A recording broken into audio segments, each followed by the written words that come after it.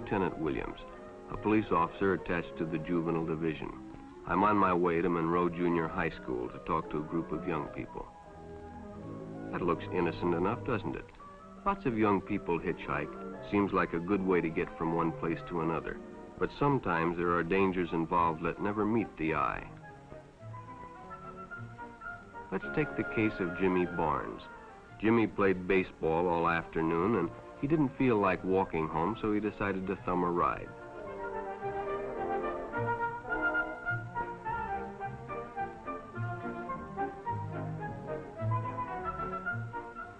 He'd done it 100 times before, and he didn't think anything was unusual when the driver struck up a friendly conversation. In fact, he seemed like a real nice guy. He asked Jimmy if he played baseball in the park often. Jimmy told him they practiced 3 times a week and played a rival group on Friday afternoon. The stranger was a good listener, too, and it only seemed minutes before they pulled up in front of Jimmy's house.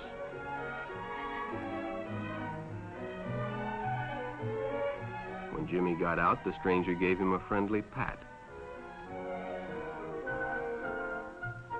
Then he told him he'd see him again, as he always drove by the park on his way home.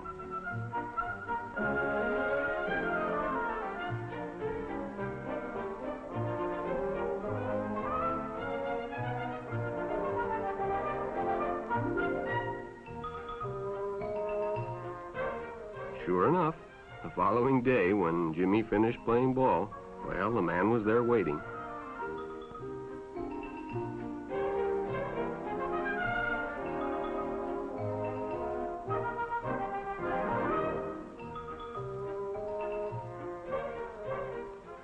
They stopped at a drive-in, and the stranger treated him to a Coke. During their conversation, he told several off-color jokes, but Jimmy had heard others before, and, well, it made him feel big to so easily win the confidence of an older person.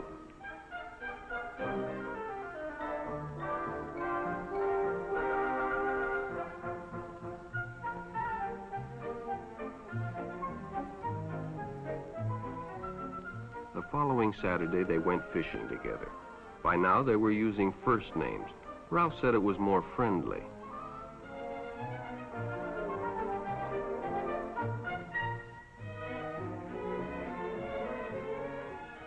Jimmy hadn't enjoyed himself so much in a long time.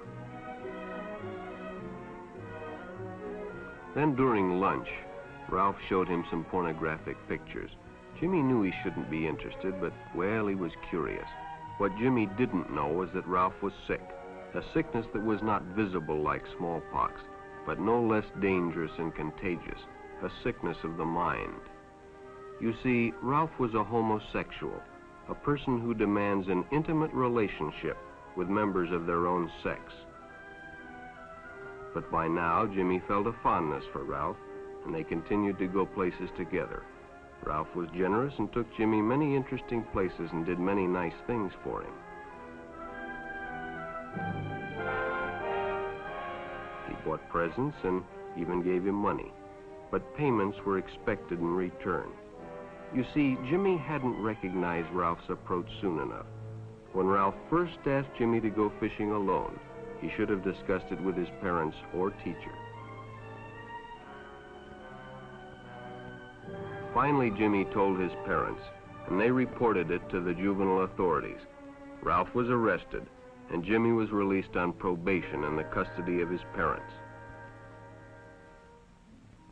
But all homosexuals are not passive. Some resort to violence, as in the case of Mike Merrick.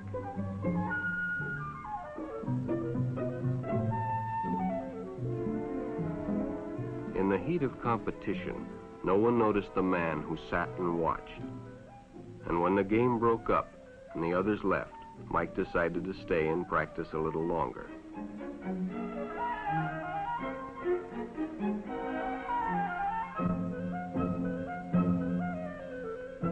The stranger joined him. He was friendly and, well, it was better than playing alone. But after a few shots, Mike realized he had already overstayed his time and suggested he better leave. The stranger told him if he'd like to stay longer, he'd be glad to drive him home when they finished. Sounded great to Mike. Chance to play longer and get a ride home, too.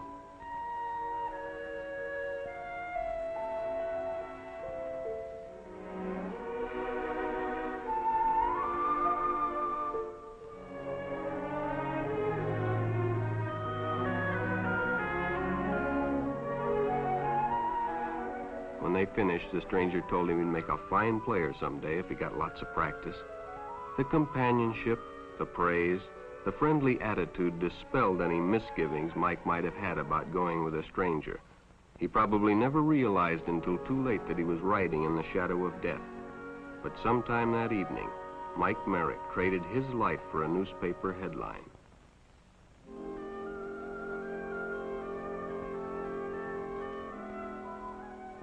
As Denny and Jerry got the papers ready for Jerry's afternoon delivery, they only casually noticed the two boys that raced by in the afternoon traffic, and they didn't pay much attention to the car that drew up shortly afterwards until the man called them over.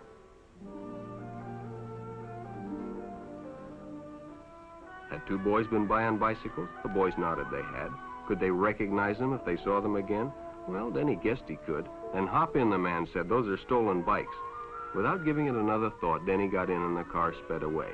Jerry watched. He'd been told many times, if a friend got in a car with a stranger, to write down the license number. It didn't seem to apply, but, well, fortunately, he marked it down.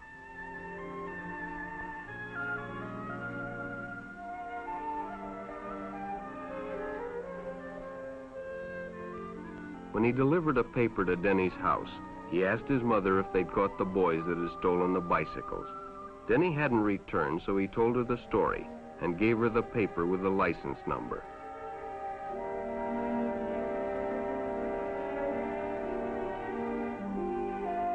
Being a careful parent, she decided to call the police.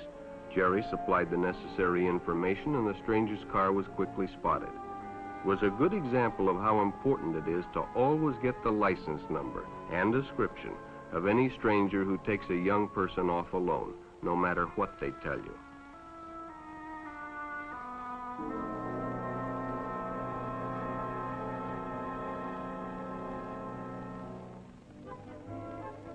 Public restrooms can often be a hangout for the homosexual. Bobby and his friends hadn't noticed the man who had been in the restroom when they changed, and as it was late, he suggested they take the shortcut under the pier, but the others preferred to take the more traveled way home.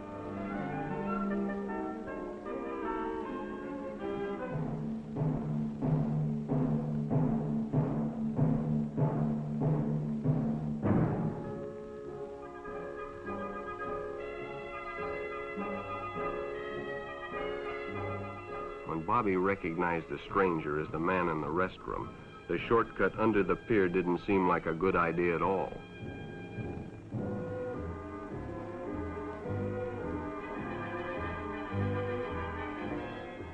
After all, it's more fun to stay with your friends anyway.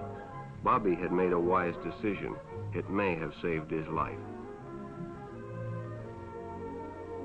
The decision is always yours, and your whole future may depend on making the right one.